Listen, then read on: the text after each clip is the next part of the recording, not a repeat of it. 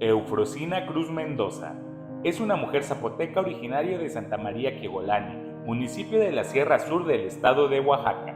Desde su pueblo en 2007 emprendió una lucha por el reconocimiento pleno a los derechos políticos de las mujeres, cuando le negaron el derecho a participar en las elecciones para la presidencia municipal por el sistema de usos y costumbres, todo por el simple hecho de ser mujer.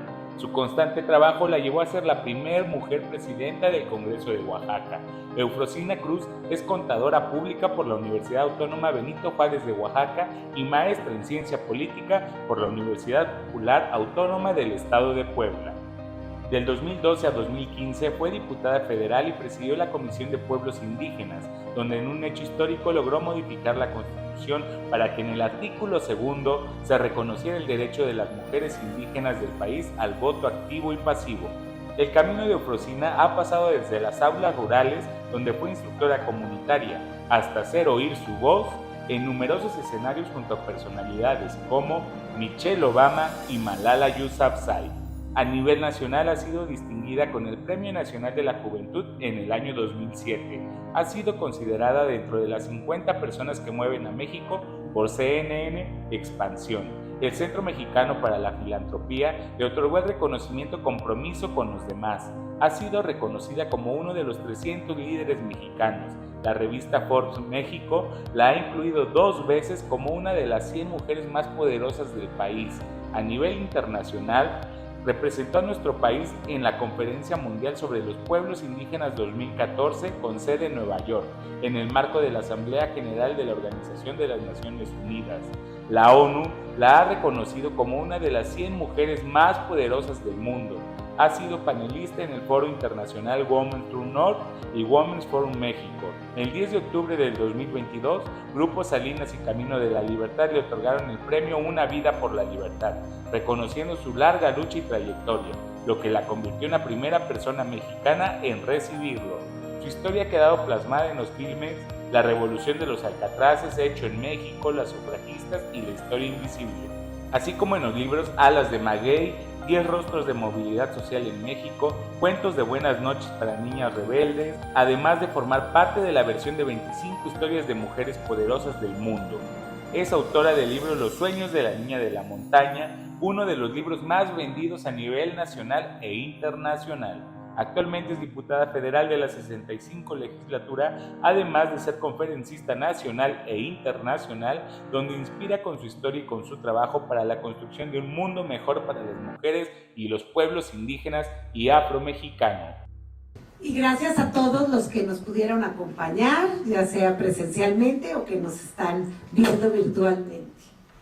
Pues solo comentar que las mujeres indígenas suelen enfrentar formas diversas y sucesivas de discriminación histórica, exponiéndolas a violaciones de derechos humanos en todos los aspectos de su vida, desde sus derechos civiles y políticos, sus derechos a acceder a la justicia, hasta sus derechos económicos, sociales y culturales, acceso a educación, a salud y su derecho a vivir sin violencia.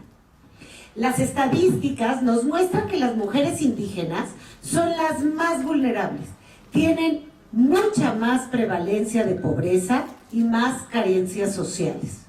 9 de cada 10 viven en pobreza.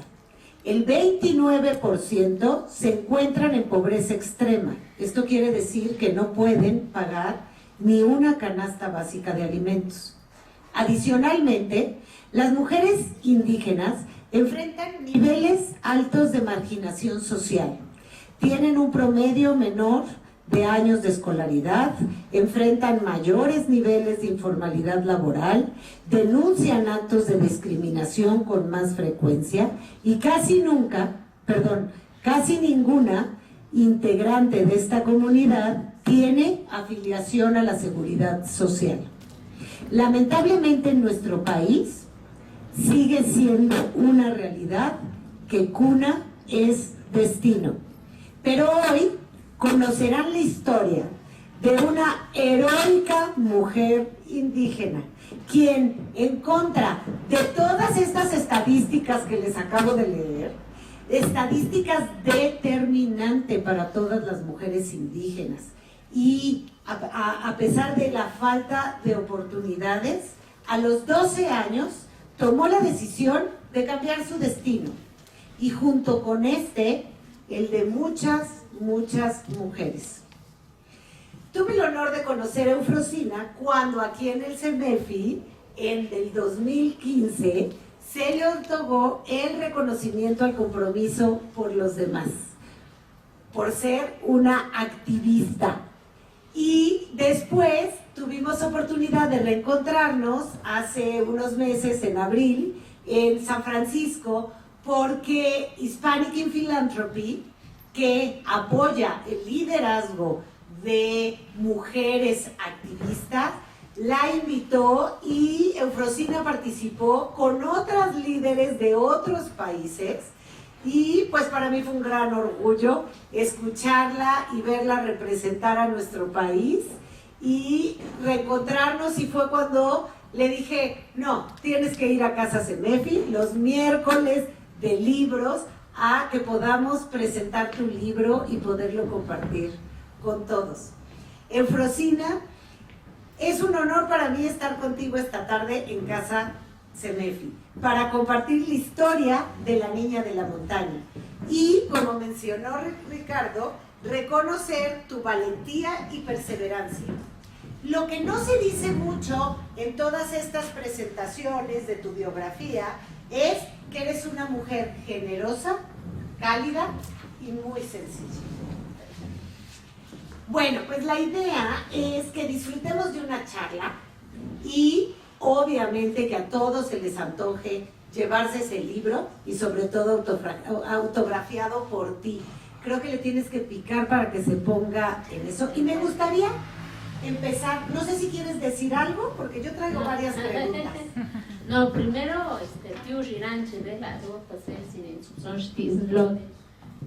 primero quiero agradecer a la Casa CEMEFI por abrir este espacio, a mi gran aliado Ricardo, porque de repente a veces en esta lucha por reconocernos, por visibilizarnos, de repente a veces es bien complicado esas alianzas, porque la mirada creo que ha sido incorrecta, porque de manera automática, por ser mujer, por ser indígena, pues ya te victimizan. Es que es la jodida, es que es el asunto, es el problema.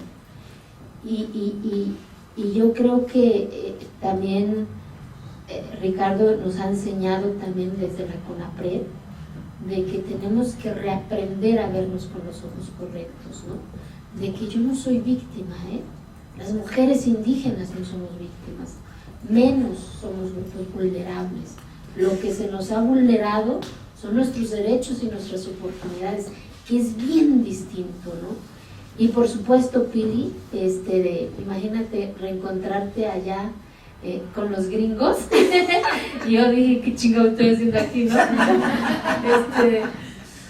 Pero ver y cruzar frontera también es un gran mensaje a las niñas, y especialmente a las niñas indígenas, y especialmente a un país también, que es lo que yo dije en esa oportunidad que tuve chance de tener el micrófono, de decirles que también gracias a las mujeres indígenas es la grandeza de Estados Unidos también, ¿no? Y que el mundo también tiene que reaprender a vernos con los ojos correctos, que no somos víctimas y que no somos grupos vulnerables, que somos posibilidad y somos oportunidad. Y entonces, y hoy estar aquí, pues también esa niña de la montaña pues nunca se lo imaginó, ¿verdad? Yo lo único que quería era no casarme y no hacer un chingo de tortilla que me dejaba mi mamá, ¿no? Y yo decía, ¿qué chinga voy a hacer para que se acabe la masa rápido, ¿no? Entonces, y hoy estar aquí, pues es también decir que la adversidad no puede ser el límite también para construir tu historia, para construir tu destino, para construir tus sueños. Que la adversidad sea la fuerza para decir, hijos de la chingada, voy a demostrar que soy bien chingona. Así que pues muchas gracias. Y la saludé y lo saludé en mi lengua materna, que es el zapoteco, de la cual también siempre cuando tengo oportunidad de de estos espacios, siempre me gusta gritarlo, ¿saben? Hablarlo, mencionarlo, porque también aprendí, Pili, que lo que no se menciona, no se ama, no se nombra, no se visibiliza. Y que también este país tiene que reaprender a escuchar esos sonidos invisibilizados. En este país sabemos 68 idiomas diferentes al español. Y no dialecto, porque luego dicen, ¿qué dialecto hablas? Ay, chingado, yo no hablo un dialecto, yo hablo un idioma. Un idioma. Y mi idioma que quiero que el mundo escuche se llama zapoteco. Así que, pues, muchas gracias. Ay, pues ya platicaste un poco de qué fue lo que inspiró a esa niña de 12 años y nos encantaría que nos platicaras un poco más de eso. ¿Y por qué escribirlo en un libro y por qué ahora? Bueno, primero porque entendí que mi historia es la historia de miles de mujeres y de hombres también, que de manera automática ya te dicen qué chingado tienes que hacer por tu origen. Imagínense ahora una mujer indígena, pues ya, tu destino está escrito, que es casarte a los 12 años y ocupar ese uso y costumbre para decir, es que así es que así ha sido, resígnate, acostúmbrate. Y entonces, cuando naces dentro de este contexto, entonces crees que sí, que esa es la realidad que te corresponde, porque es lo que ven tus ojos todos los días. Ver a mamá levantarse a las 3 de la mañana y ser la última en dormir. Ver a mamá atender, servir, ser la invisibilizada en esa cocina, lleno de humo. Entonces crees que eso también te corresponde. ¿Por qué no juegas con una muñeca? Juegas a ver cómo ser mujer sin tener conciencia. Entonces cuando en esa invisibilidad, porque por eso quise hacer el libro, primero encontrar una editorial que me entendiera, ¿verdad? Porque luego de repente son demasiados correctos en la literatura y yo quería que el libro dijera chingue suerte, o sea, chingona, ¿no? Entonces, y afortunadamente encontré una editorial que me dijo, es tu espacio, constrúyelo.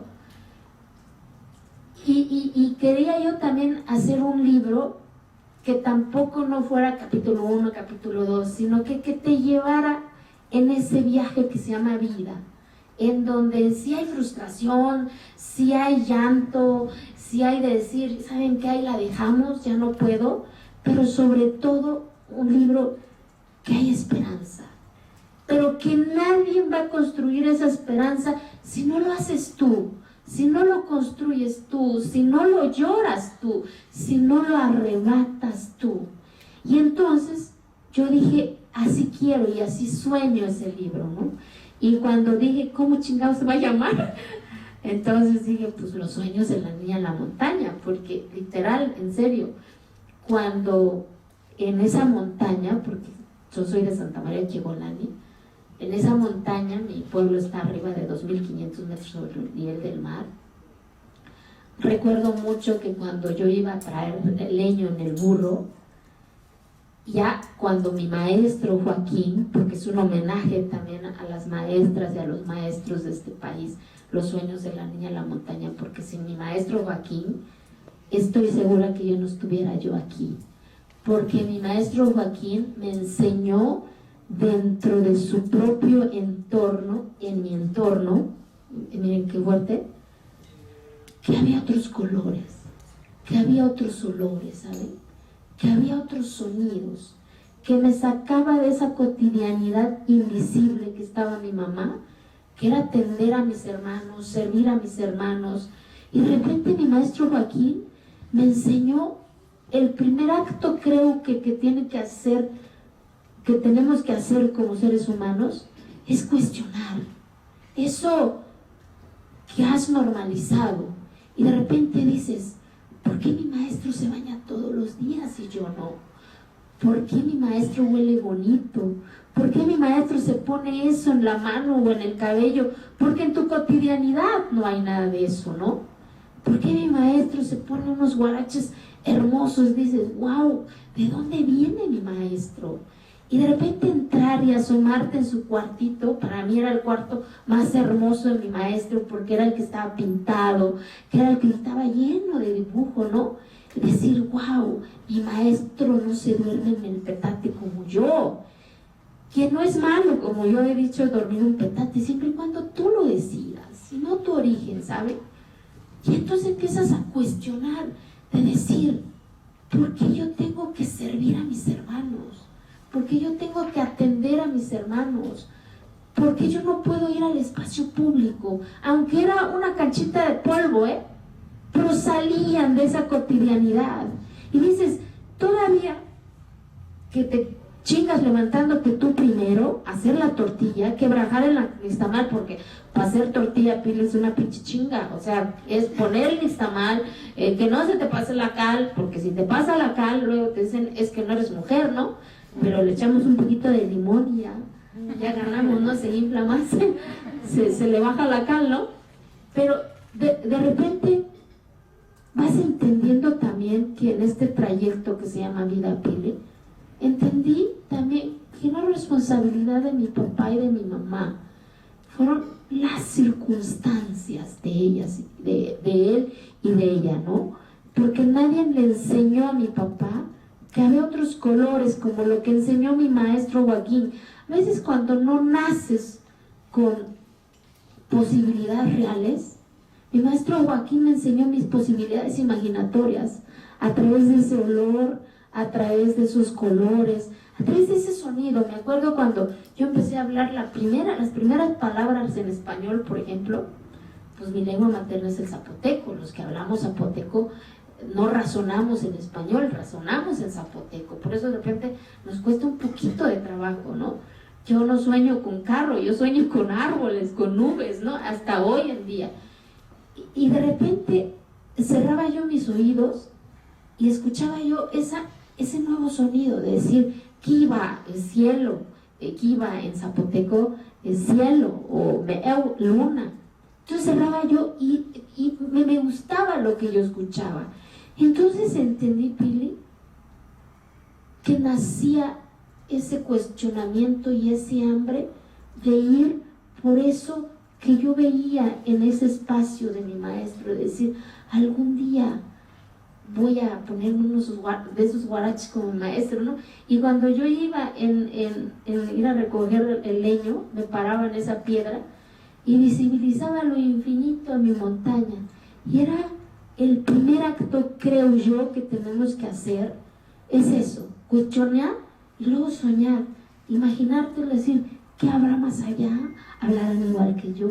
¿Cómo serán? Pero ya te permite eso que ves, aunque sea en cosita, cambiar ese contexto de esa normalidad que te habían dicho que era lo que te corresponde, ¿no? Que es repetir la historia de mamá, de la abuela y de la tía.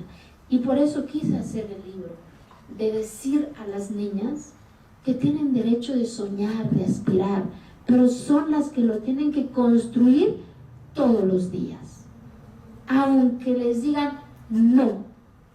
Y ese no también entendí que es el miedo que no lo intentes, ¿para qué chica lo vas a hacer? No te toca, no lo mereces, ¿no? Porque vive una sociedad que te dice el no de manera automática, ¿no? Y crees que mereces ese no.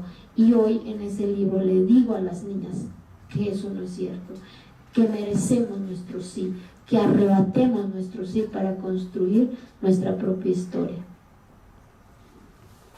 Wow, escucharte, Eufrosina. Quiero que sepas que los que hemos tenido oportunidad también de estar en comunidades, yo sobre todo he estado mucho en comunidades celtales en Chiapas, y pasa algo parecido. O sea, uno descubre colores, uno descubre sabores, olores tan diferentes y tan espectaculares que se le antoja a uno aprender a hablar celtal, aprender a hablar zapoteco, a poder conocer y vivir más este contacto con la naturaleza que no necesariamente nosotros en esta, yo les digo, esta también es una selva, pero una selva que tiene muchos otros problemas. Entonces, está padrísimo el poder conectarnos y de verdad agradecemos el que te hayas tomado el tiempo de ponerlo por escrito, porque es una manera de acercarnos también a tu mundo. Y la siguiente parte que me gustaría que nos platicaras un poco es ¿por qué entrarle a la política? ¿Por qué la política? Y creo que es un momento importante porque, híjole, cada vez vemos a menos gente que le quiere entrar, que está como, ¿no? O sea, muy complejo, y el que tú hayas animado y sigas estando por tercera o cuarta vez como diputada y sigas representando a las mujeres indígenas, me encantaría que nos platicaras un poco de esta trayectoria. Yo creo que la misma circunstancia me fue llevando, o sea, cuando recibes todo el tiempo el no desde que cuestionas esa normalidad, desde decir no me voy a casar, desde papá que te diga está bien, vete, pero te olvidas de nosotros, desde salirte de ese entorno y llegar a un entorno que no es tuyo, en donde ese monstruo te ve de pies a cabeza y te quiere comer, y te ve de pies a cabeza como si fueras un museo andante, desde que ese monstruo te ve con esa hostilidad y tú no entendías por qué. Ya cuando entendiste, cuando arrebataste el poder de la palabra a la adversidad y vas entendiendo, dices, eso era discriminación, eso era exclusión. ¿Y saben qué? Duele mucho. Pero también entendí que ese monstruo era el ignorante y yo no, porque yo no los veía con los ojos incorrectos. Desde entender el dolor de mi papá cuando tuvo que dejar a su hija sin... O sea, imagínense que yo creo que el amor más hermoso que me dio mi padre fue el haberme dejado ir a los 12 años. Porque ese señor que no sabía leer, no sabía escribir, rompió su propio paradigma, ¿saben? Porque me dejó en un entorno en donde ni siquiera él sabía si algún día me iba a volver a ver. Y regresó a su entorno. ¿Cuánto cuestionamiento recibió de un pueblo, no más de 1000 habitantes? El amor en silencio de mi mamá, de el día que te sales de ese entorno, te hacen tu cajita, porque pues yo no conocía mochila, y que te pongas 100 pesos en la mano en ese silencio, y estoy segura que en ese silencio me dijo, ve y construye tu historia, ¿no? Y entonces llegar a ese monstruo y decir, ¿y ahora qué hago? ¿Cómo se sobrevive en este espacio en donde todos te dicen no? Y vas entendiendo, dices, ahora para estudiar lo que se llama secundaria, prepa, universidad, porque pues yo no sabía que había todos esos eslabones educativos. Yo sabía que nomás era la primaria, que estaba en el pueblo con su pisito de tierra. Pues ya dije, chingado, hay secundaria, hay prepa, hay universidad, ¿no? ¿Y cómo se le hace para llegar a ese espacio? Pues trabajando, mijita. Y en ese trayecto, pues dices, tengo hambre, ¿y a quién le dices que tienes hambre? Pues a contigo misma, ¿no? Por eso también en el libro lo digo, que mi mejor amiga soy yo, porque desde los 12 años aprendí a contestarme y a responderme. Y cuando ese monstruo, cuando tenías hambre y no te alcanzaba para comprarte una torta, cuando tenías ganas de ir en un autobús, pero 1 centavo, pues ni modo, a pie, o comprarte un libro. Dices, no me va a alcanzar, pues saca copias, mija. Yo me acuerdo que compraba yo mi aguja capotera para hacerme mi libro, y todo ese monstruo te decía, ¿para qué lo vas a hacer si ni para la torta tienes, ni para el camión tienes, ni para los zapatos tienes? Y entonces crees que sí mereces ese no de ese monstruo. Dices, si tienen razón, no me toca esto, no me corresponde eso. Y en tu entorno, pues papá dice, pues a ver si es cierto, ¿no? La expectativa del entorno mío era que un día yo iba a regresar con 3, 4 chamacos y que no se iba a saber quién era el papá, ¿no? Y la expectativa de ese monstruo era, pues que yo iba a ser la muchacha o la nana de alguna casa más nice de esa ciudad. Y esa era la realidad y la expectativa. Y dices, tienen razón, no me corresponde esto. Mejor me regreso para donde yo ya sé lo que me corresponde. Que es repetir la historia de mamá, de la abuela, de la tía, de la mujer que más admiro, de mi hermana, que se casó a los 12 años, a los 13 años ya era mamá, uso y costumbre. Entonces dije, sí tiene razón, pero en esa adversidad, por eso un poquito para llegar, ¿por qué estoy en la política? Dije, si yo me regreso, ya sé mi historia, esa historia que otros han construido por mí, por el hecho de haber nacido mujer e indígena, ¿saben? Y aquí tan siquiera, más cañón, más adverso, tan siquiera ya tengo una posibilidad real, que yo me estoy construyendo mi historia. Ni siquiera si me caso o no me caso, hasta para quedarme con hambre, de decir, ni modo, mijita, mañana es otro día. Y entendí con ese monstruo que el hambre pasa, la moda pasa. Pero si no provocas que las cosas suceden, nadie lo va a hacer. Nadie va a llorar por ti, nadie va a caminar por ti, nadie va a arrebatar ese espacio por ti. Y quería yo ser doctora, pues no pude, soy contadora pública. Y llegar, dije, no me va a alcanzar la lana para estudiar, ¿cómo le hago? Me entero de un programa que se llama CONAFE. No creo en los subsidios, yo creo en las corresponsabilidades. Y me mandaron a una comunidad más lejana que la mía, ¿no? Para dar un servicio social 1 año, y la comunidad me adopta, me da de comer 1 año, y a cambio de ese servicio, el gobierno que estaba, el que esté, tiene que hacerlo, me dio 3 años de beca. Para mí eso se llama corresponsabilidad. Llego a mis 19 años al pinche monstruo capital de mi estado, y ahora, ¿cómo le hago? Me dijeron que hay una cosa que se llama rectoría. Ahora, ¿cómo le saco la ficha? Vi la cola de medicina, dije, no, pues está cañón, de ahí no soy. Vi la de derecho, estaba muy larga, dije, no, pues ¿a qué hora salgo de aquí? Vi la de contaduría, estaba más cortita, dije, pues de aquí soy, chique su suerte, y así saqué mi ficha de contadora pública. Y no me arrepiento, porque aprendí, pile que 1 más 1 igual a 2, derechos y obligaciones, porque no solamente es exigir, ¿sabes? Y termino y a la par regresaba yo al pueblo. Y las cosas siguen igual. Mamá seguía levantándose a las 3, era la última en dormir. Mi hermana no paraba de tener chamacos. A los 31 años mi hermana era mamá de 9 hijos. El 80% de las mujeres de mi pueblo son abuelas. Yo, Rosina Cruz, de 44 años, tengo un hijo de 10 años, pero porque yo lo decidí. Y entonces, según yo, ya letrada, chingona, artículo 1, artículo 2, y resultaba que eso valía cacahuate ahí, uso y costumbre. Y entonces dije, no, segunda etapa, segundo momento de mi vida para llegar a la decisión, ¿por qué ingresar a la política? Es decir, ¿y quién chingado inventó el uso y costumbre?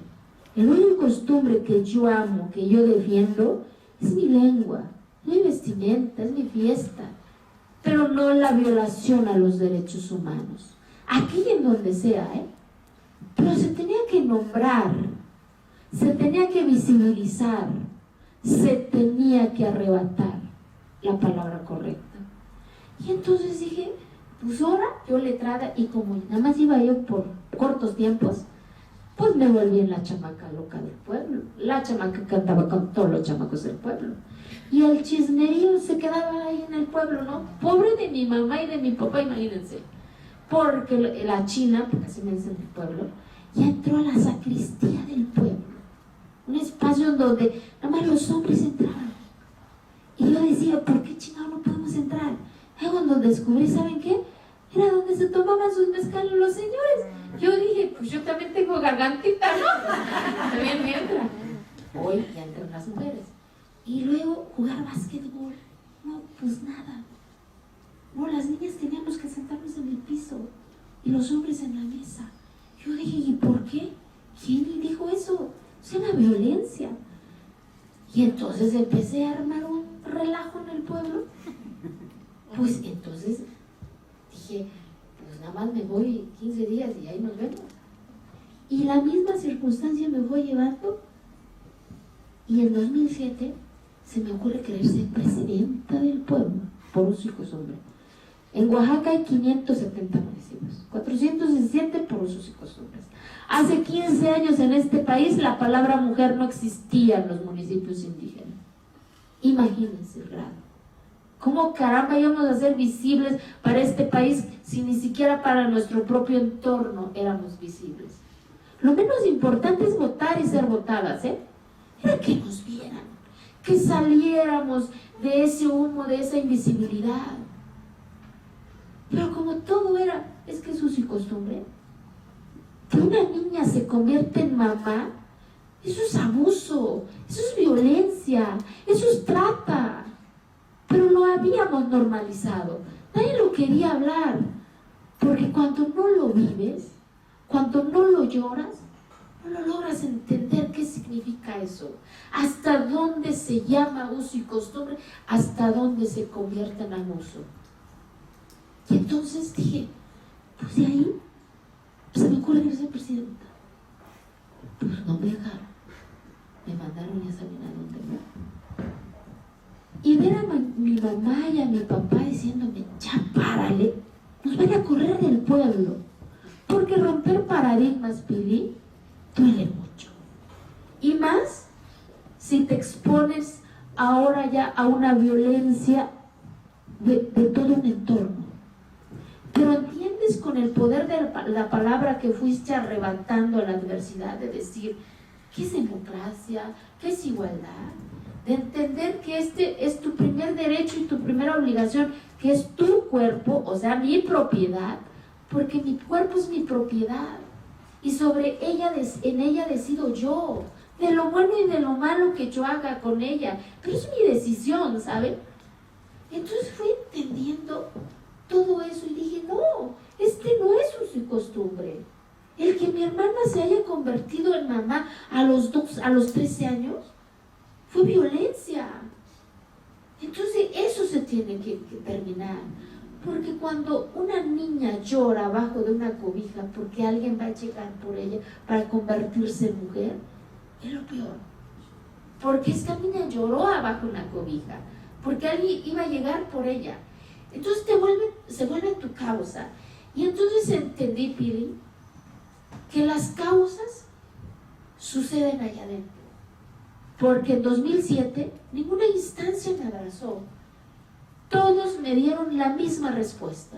Es que es el uso y costumbre, es la autonomía de tu pueblo, es que la palabra mujer no viene en los catálogos de usos y costumbres.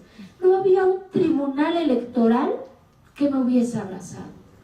Era uso y costumbre. ¿Ante quién acudes? Ni un abogado quiso llevar mi historia. Y dices, ¿ahora qué hago? ¿Para dónde jalas? Y había de dos caminos. Decirles, ¿saben qué? Ahí la dejamos, ¿eh? Ahí, quédense con eso, ahí nos vemos. Pues yo, al final del día, yo ya era chingona, digamos. Yo era contadora, ya podía comprar una cama para mis papás, darle una vida digna. Pero eso no era el objetivo. Entonces entendí del por qué había arrebatado a la adversidad el poder de la palabra. Que era precisamente ahora nombrar las cosas como son desde allá adentro. Y en 2010 se da esa oportunidad de arrebatar mi espacio en la vida pública de este país. Porque entendí que también me lo merezco, que también entendí que si yo no daba ese espacio, nadie lo iba a hacer, Pili. Que era modificar la constitución de mi estado, para que por primera vez se nombrara a las mujeres desde el libro más importante de mi estado. Y en 2010, pues por eso fui la primera mujer presidenta del Congreso de mi estado. Y entendí que era mi espacio, que era lo que me tocaba. Y un poquito de decir eso, no es un tema de soberbia, Pili, es un tema de ocupar lo que me corresponde, ni más ni menos. Y asumir todo lo que conllevaba esa decisión. Porque te vuelves política era lo peor. O sea, se vendió Eufrosina, Eufrosina ya es indígena lay, o sea, así me dicen. De repente, o sea, no manches. ¿Saben? Pero decides asumir esas consecuencias, porque en cada eslabón de mi vida asumí esas consecuencias, desde exponerme en la asamblea del pueblo, desde ver a papá y a mamá diciendo ya párale, desde que tus hermanos te digan ya ves por tu culpa, desde ver a las mujeres diciendo cuidado te vas a agüitar, estamos contigo. ¿Qué hacen? Dice, ¿saben qué? Ahí la dejamos. Era el camino más fácil, ¿eh? O asumir esta responsabilidad de decir, si no lo hago yo, nadie lo va a hacer. Y asumes todas las consecuencias que eso conlleva, que es dividir toda una comunidad, ¿eh?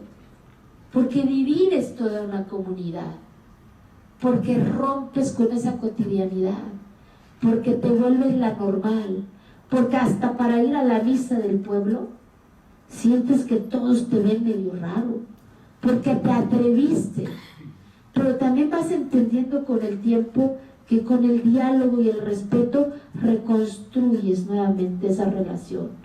Y hoy, gracias a esa decisión de participar en la vida pública de mi país, entendí también que si no ciudadanizamos la política, ¿por qué hoy mucha gente dice es diputada, ya la chingaron, ya se vendió, ya la compraron? O sea, en mis redes, cuando publico algo, no, está en el PRI, o sea, valió, ¿saben?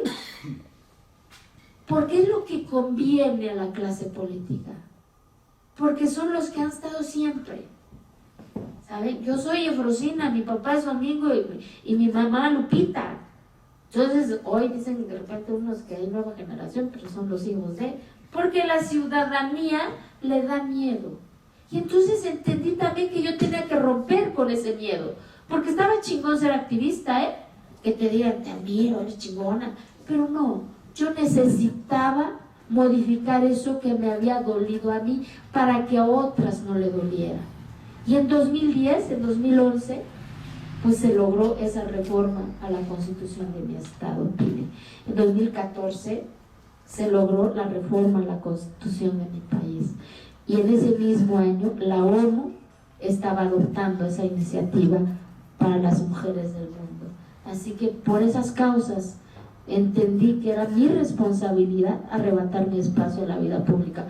Y hoy sigo, porque tenía yo un pendiente, que era precisamente que se nombrara los matrimonios infantiles como delito. Había que nombrarlo, porque todos los días en este país se casan 38 niñas. Del 2011 a 2021, más de 153,000 niñas mexicanas fueron obligadas a casarse. Somos el primer país en pornografía infantil, en consumir y en producir. Y lo hemos normalizado. Naciones Unidas dice que México le da el 70% de esa industria al mundo. Que el Producto Interno Bruto de esa industria ya rebasa el crimen organizado. De ese nivel es la gravedad. Y va implícita los matrimonios infantiles. Porque está prohibido, pero no estaba sancionado. Y lo que no está sancionado se sigue permitiendo. Todos los días. Y por lo tanto había que nombrarlo como delito grave desde el Código Penal Federal de nuestro país. Y compartirles hoy que en abril ya esa iniciativa fue aprobada, fue publicada en el periódico oficial de la Federación, en el Código Penal Federal de nuestro país, como delito grave. Ahora nos corresponde que a ras de tierra se conozca, porque no basta que sea una ley, ¿no? Y por eso estoy en la política, Pili, porque falta mucho para que nunca más escuchemos el que una niña fue obligada a casarse, porque para que nunca más una abuela me diga, me resigné, para que nunca más mi mamá me diga, me acostumbré. Ninguna mujer se puede acostumbrar menos resignarse a la violencia. Así que por eso estoy y sigo aquí. Así que, y falta un chingo todavía.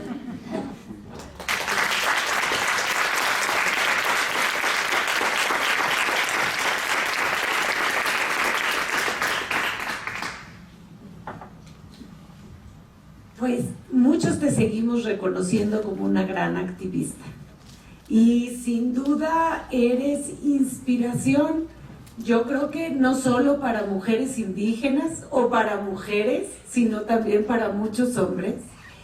Y sin duda todo esto que acabas de nombrar como logros de este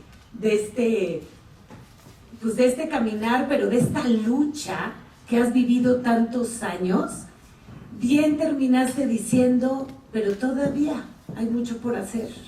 Y lamentablemente todavía hay muchas mujeres, muchas niñas, ¿no? A los 12 años, como lo acabas de mencionar, que son obligadas a casarse y a tener hijos y que aunque ya tienen derecho a voto, tal vez no están votando, no están participando o ni siquiera están conscientes de todos estos derechos que tú has luchado porque tengan, pero no necesariamente los están haciendo válidos. Entonces, mi pregunta sería, Eufrosina, ¿qué sigue? ¿Qué sigue para Eufrosina los próximos 5 y 10 años? Pues un chingo de cosas, la vida misma, ¿no? Yo creo que la vida también me ha puesto muchos retos, o sea, me enseñó también que como mujeres tenemos que escuchar nuestro cuerpo ante cualquier circunstancia. Y mi sueño es, en serio, es que nunca más una niña fue entregada al matrimonio, porque de verdad es lo más doloroso. Porque ¿a quién le dices que no te quieres casar? ¿A mamá? ¿Papá? ¿Tus hermanos? Sí, esa es la normalidad. Y que va implícita la trata dentro de esos matrimonios. ¿Sabían que muchas de estas niñas son de la montaña de Guerrero? De esa industria que dice que son más del 50% de la industria de la pornografía infantil son niñas, y de ese más del 50% son niñas indígenas.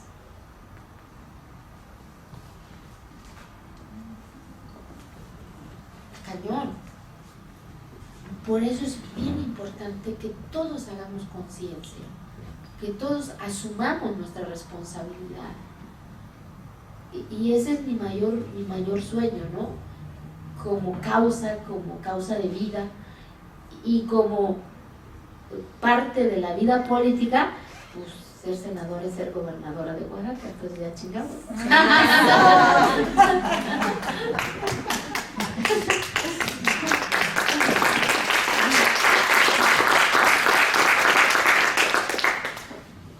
Y que los sueños de la niña en la montaña sigan caminando. ¿Ustedes creen que va a llegar a ser gobernadora y senadora? Bueno, no nos queda la menor duda, Eufrosina. Y creo que con eso me gustaría acabar. Por un lado, sí, ¿a qué estás invitando a todos los que te escuchan con tu libro? Y me queda claro, una vez que lees ese libro, pues nos unimos a tu lucha y la lucha la hacemos propia y definitivamente creo que ya vemos muchos que sabes que cuentas con lo que necesites para hacer esos cambios que todavía hacen falta y no me queda duda que vas a seguir caminando y que vas a seguir logrando todos esos sueños. Y pues solamente invitarte ¿qué mensaje le quieres dar a los que hoy te están escuchando? Que no solamente nada más escucharte ya es ayudarnos a hacernos sensibles, a hacernos empáticos con tu causa. ¿Qué nos toca a nosotros? Bueno, primero que nada agradecer a cada una de ustedes, a cada uno de ustedes por el espacio y el tiempo que me están regalando de entrada, y a los que están por internet, pues que les mando un gran abrazo a la distancia. Yo creo que primero, el primer reto que tenemos todas y todos es reaprender a vernos con los ojos correctos, ¿saben? Que sobre nuestra gran diferencia, Pili, porque todos los que estamos aquí, nadie es igual, todos somos diferentes, pero sobre esa gran diferencia construyamos eso que se llama igualdad, en donde todos quepemos. Y lo digo un poquito, recuerdo por ejemplo el día por primera vez en 2010, cuando por primera vez las mujeres de mi pueblo salieron a votar. Pero vuelvo y repito, la escena no era ir a votar, no era lo importante, sino que ver a mi mamá levantarse tempranito. Se puso su mejor vestidito, su mejor listoncito. ¿Saben por qué? Porque en el aparato del sonido del pueblo la estaban llamando Ciudadana Guadalupe Mendoza Martínez. Por primera vez Kiegolani supo que había una señora que se llama Guadalupe Mendoza Martínez. Y ver esa explanada, me acuerdo, y está el documental, se llama La Revolución de los Alcatraces del documental. Todas las señoras sentadas por primera vez en la cancha del pueblo, porque la estaban viendo. Y es lo que queremos, que nos vean con los ojos correctos, que no somos víctimas, no somos grupos vulnerables, que somos posibilidad y somos oportunidad, sobre nuestra gran diferencia. Que cuando luego me dicen, Frosina, ¿no conoces una muchacha para que me ayude a mi casa? Ah, chingado, yo conozco arquitectas, ingenieras, contadoras, ¿saben?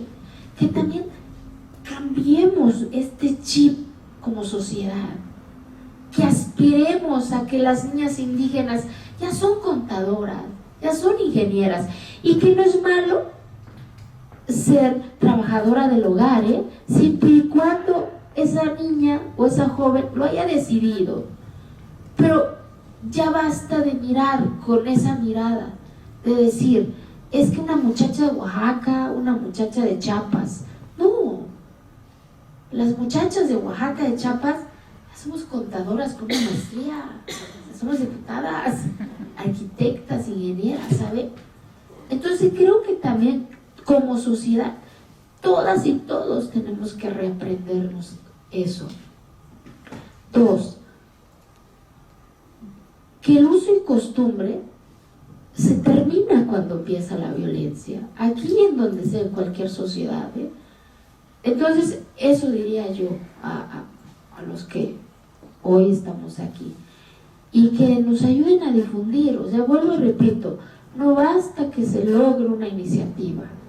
Si no se aterriza ahí, si no se exige a los 3 niveles de gobierno, ¿qué protocolo sigue? A ver, ¿qué papel va a jugar la Fiscalía? ¿Qué papel va a jugar la Secretaría de Seguridad? ¿Qué papel va a jugar los centros de salud en el pueblo? ¿Qué papel va a jugar hasta el padre del pueblo? Porque una niña, ¿a quién va a acudir? Ya está la ley, pero ahora necesitamos los mecanismos para proteger, porque el interés superior del Estado mexicano es velar y cuidar a nuestras niñas y a nuestros niños. Entonces, no me la dejan nada más a mí, porque luego me dicen, pues ya lo lograste, ¿ahora qué sigue? Pues ahora qué sigue, que todos hagamos nuestra chamba, todas y todos, exigir al presidente municipal, exigir a los gobernadores, exigir al gobierno federal, qué protocolos tiene que jugar cada una de estas dependencias, ¿no? Por ejemplo, en este periodo voy a presentar la iniciativa que no puede ser que el delito de la pornografía infantil todavía no está como tal, como abuso sexual digital, porque al final del día es abuso al cuerpo de una menor, de un menor, y la sanción máxima es de 13 años. Y luego me dicen, es que tampoco la solución no es las sanciones punitivas. Entonces, ¿qué hacemos? que nada más 13 años le vas a dar a un señor que ultrajó, que vendió al cuerpo de una menor. O sea, lo vamos a seguir permitiendo porque son acciones punitivas. Es que la prevención, pero mientras que llegue la prevención, ¿qué hacemos? ¿Qué hacemos? Pues entonces mi iniciativa es aumentar y castrar, ¿en serio? Porque de verdad están jugando con el cuerpo de las niñas y de los niños. Y entonces, ¿qué diría yo en eso, no? Que nos ayuden a hacer la voz y la portavoz de todas estas acciones que se están haciendo, ¿no? Porque, vuelvo, repito, no basta. Y no me dejen el costal a mí solo, porque luego de repente ya me duele un chingo la espalda, porque luego sientes que no se avanza, pues. Entonces, porque ves los números, ves los datos, está cañón. No hay un padrón de niñas y niños víctimas de feminicidio, por ejemplo. ¿Quién da seguimiento a las hijas y a los hijos de las mujeres que hoy ya no están? Que son carpetas de investigación. Y nadie me lo va a contar. Porque en 2021 me arrebataron a mi mejor amiga, me la mataron. ¿Cómo la hacemos? Entonces, por eso, Pili, son causas de vida que están ahí, y desgraciadamente vivimos un país también en donde estas acciones suceden ahí en las tomas de decisiones, pero necesitamos más voces, necesitamos más aliados para que esto camine más rápido. Y por supuesto, pues les diría también que compren el libro. y quiero leer un pedacito del libro que dice, este me gusta más, Un olor bonito. Y este libro, vuelvo y repito, es un homenaje a mi maestro Joaquín, porque sin mi maestro Joaquín yo no estuviera yo aquí, de verdad. Ese maestro que caminaba más de 12 horas, ese maestro que me dio mi primera canica y yo descubrí que era chingona para las canicas, ¿no? Ese maestro que yo no entendía por qué era diferente a todos los hombres de mi pueblo. Yo decía, ¿por qué alarga más la A? ¿Por qué se ponían las playeras rojas, amarillas? Ya cuando llegué a la ciudad, yo dije, mi maestro era gay. O sea, imagínense, mi maestro se veía hace 30 años, estaba cañón. Mas, sin embargo, a lo mejor vivía la hostilidad de la sociedad de su entorno, y en mi montaña quizás vivía esa libertad de su cuerpo, ¿no? Y gracias a ese maestro me enseñó a amar y a construir mi libertad, ¿no? Y por eso, en homenaje también a él, está este libro que se llama Los sueños de la niña en la montaña. Dice, un olor bonito. Ese era mi mundo. Pero llegaba al mundo de mi maestro y olía bonito. No sabía qué era, porque me daba miedo tocar, pero olía bonito. Y me preguntaba, ¿cómo le hacía para comprar esas cosas? Porque en mi mundo no había desodorante, nadie lo usaba. Eran otras posibilidades. Cuando tu mundo ha sido adverso, el poder de la mente te permite construir tus propias posibilidades. Descubrí que el maestro se ponía algo en la mano o en la cabeza y olía bonito. ¿Cómo la hacía? Porque en mi casa no había nada de eso. Y el maestro se baña todos los días y tú no. Y comienzas a aspirar a eso que miras. Cuando no ves otras posibilidades, crees que lo que pasa es normal. La violencia, la pobreza, repetir la historia de mamá, de mis tías, de todas. Ahí naces y ahí mueres. La monotonía, la costumbre, tener hijos. Y cuando llega algo que rompe con esa monotonía, se convierte en la semillita para decir, el cuarto de mi maestro huele bonito. Y a eso también hoy las vengo a convocar, y los vengo a convocar, a que vayan por su olor sin negar su identidad. Muchas gracias.